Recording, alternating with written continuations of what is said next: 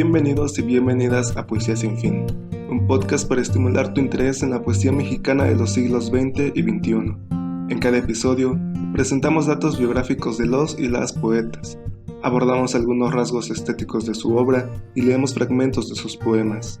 En este programa, exploramos la historia de la poesía mexicana, historia de la que tú y yo formamos parte.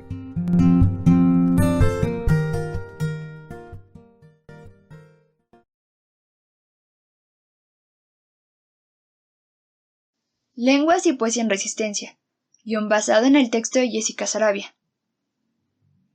En los últimos años se ha utilizado erróneamente el término literatura indígena para designar y agrupar a las producciones poéticas que se hacen en lenguas indígenas. Este término ignora las diferencias existentes entre las 68 lenguas indígenas que se hablan en el territorio que hoy conocemos como México, especialmente cuando los únicos rasgos en común son su cercanía geográfica y la discriminación que han vivido desde la época colonial. Ante esto podemos entender que la literatura indígena no existe. Lo que sí existe son literaturas escritas en diversas lenguas, en zapoteco, mije, otomí, amuzgo, chontal, tubunzaví, por mencionar algunas, y cada una de ellas forma parte del panorama literario de México. En la actualidad, gracias a la difusión y publicación de textos en lenguas indígenas, se ha discutido sobre su estética y temas. Durante muchos años se ha encasillado la poesía escrita en lenguas indígenas como un puente que conecta con sus raíces, al narrar los mitos, leyendas y costumbres de sus pueblos. Sin embargo, la escritora y lingüista Yasnaya Agil nos recuerda que dicha afirmación resulta completamente insostenible, pues asumir que lenguas tan distintas, pertenecientes a 11 orígenes filogenéticos radicalmente diferentes, tienen las mismas estrategias poéticas, y que éstas se oponen a las del español, es simplemente absurdo. Gran parte de la producción poética alrededor del mundo ha abordado temas como el hogar y la identidad de los poetas, tan similares y opuestos según el contexto que les rige. En lo que respecta a las lenguas indígenas, no es diferente. Sus temas pueden ser tan complejos o sencillos como los de cualquier otra lengua. Sin embargo, existe una constante que hace diferente a la poesía escrita en lenguas indígenas de la escrita en español, y esta es la censura y sistemática discriminación a la que han sido sometidas las comunidades, pueblos y naciones indígenas, y por ende sus poetas. La poesía escrita en lenguas indígenas es, en sí misma, una poesía de resistencia, pues sus lenguas y voces han sido silenciadas no solo en el pasado, sino también en el presente. Gran parte de los y las poetas indígenas iniciaron su formación literaria leyendo y escribiendo poesía en español. Desde temprana edad se les obliga a dejar de lado su lengua materna, a aprender el español y a integrarse a una sociedad monolingüe. Esto, más la poca difusión de textos escritos en lenguas indígenas, provoca que se olvide y deje de enseñar a la siguiente generación la lengua materna. Prueba de ello es la escasa o nula existencia de libros en lenguas indígenas en las bibliotecas, y que en las librerías sean muy pocos los que están a la venta. En la mayoría de los casos son los mismos autores los que se encargan de la distribución de sus libros. Resulta fácil culpar a la falta de textos en lenguas indígenas por el analfabetismo de sus comunidades. Incluso habrá quien crea que la disminución entre sus hablantes y de la escasez de textos escritos se debe a que son lenguas enteramente orales, sin alfabeto o registros escritos.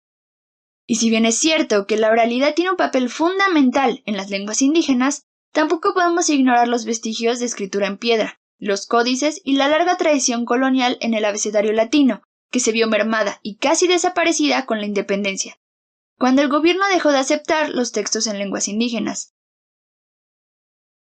En México existen prejuicios hacia los indígenas, prejuicios que han sido alentados durante muchos años por famosas figuras de la literatura, como Octavio Paz, quien dijo que apoyar a los pueblos indígenas representa un regreso al pasado, y que nuestra puerta hacia el mundo es el idioma español. O Luis González de Alba, que aseguró que los individuos de la cultura perdedora deben sumarse a la vencedora o desaparecer. Estos pensamientos no son casos aislados. Detrás de ellos existía y existe una sociedad entera que piensa que esta es la única verdad. Estos prejuicios se traducen en la prohibición de hablar las lenguas ajenas al español, provocando que los pueblos se avergüencen de lo que fueron, de lo que son, y de esta manera olviden su pasado, dejándonos en claro que las lenguas no desaparecen, las obligan a desaparecer. No es simple casualidad que las escuelas sean incapaces de dar una formación educativa en otra lengua que no sea el español, o que los hispanohablantes desconozcan las diferentes lenguas que se hablan en su localidad. No es hasta la década de los 80 que se abren posibilidades de hacer literatura en diversas lenguas maternas. Publicaciones como La Hojarasca, suplemento mensual del periódico La Jornada, que por más de 30 años ha publicado a los escritores indígenas. Y así como hubo figuras que alentaron la desinformación y los prejuicios contra los pueblos indígenas, hubo otros que no solo apoyaron, sino que impulsaron nuevos espacios para la difusión y reconocimiento de textos escritos. Por ejemplo, Carlos Montemayor y Natalio Hernández, quienes impulsaron la creación del Premio Nezahualcóyotl de Literatura en Lenguas Mexicanas, instituido en 1993, por la Dirección General de Culturas Populares, Indígenas y Urbanas de la Secretaría de Cultura, con el propósito de estimular la creatividad literaria de los escritores indígenas de México, así como su contribución a la literatura nacional por medio del reconocimiento de los creadores que han incorporado la riqueza expresiva de las lenguas y culturas indígenas a los géneros de la literatura contemporánea. Hasta el día de hoy se han premiado y publicado a 20 poetas, entre ellos el escritor zapoteco Javier Castellanos en 2020, por su novela Relación de hazañas del hijo del relámpago, y la poeta Natalia Toledo, en 2004, por su poemario El olivo negro.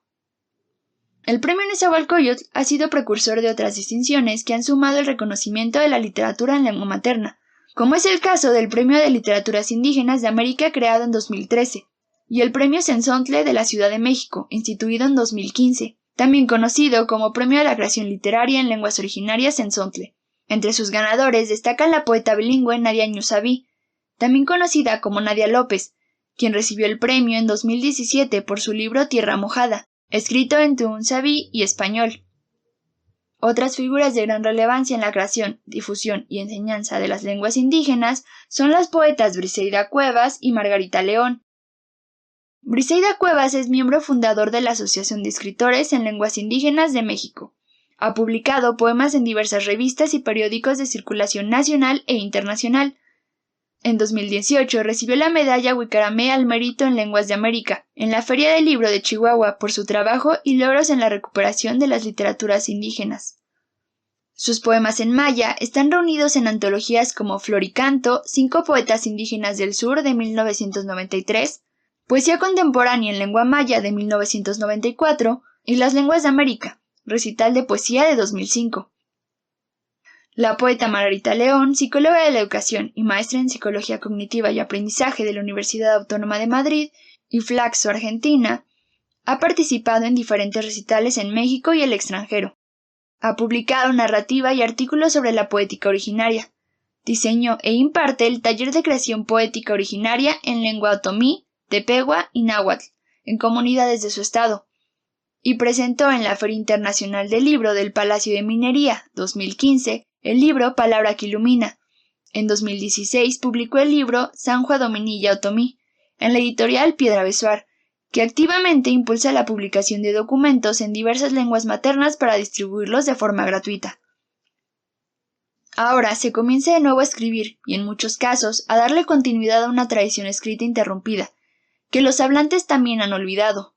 Los y las poetas indígenas han recorrido un largo camino, y queda mucho por explorar, pues, aunque los avances han sido prometedores, su público es escaso, incluso entre aquellos que comparten su lengua. Yasnaya Agil, como otras y otros escritores indígenas, expresa su deseo de que algún día las comunidades, pueblos y naciones indígenas tengan acceso a su lengua escrita y oral como cualquier hablante. Que las producciones en sus lenguas maternas tengan tantos espacios y reconocimiento como aquella escrita en español, donde sus simpatizantes tengan la voluntad de conocer, sin prejuicios, las otras culturas y lenguas de su país, en la medida que también los conforman y enriquecen.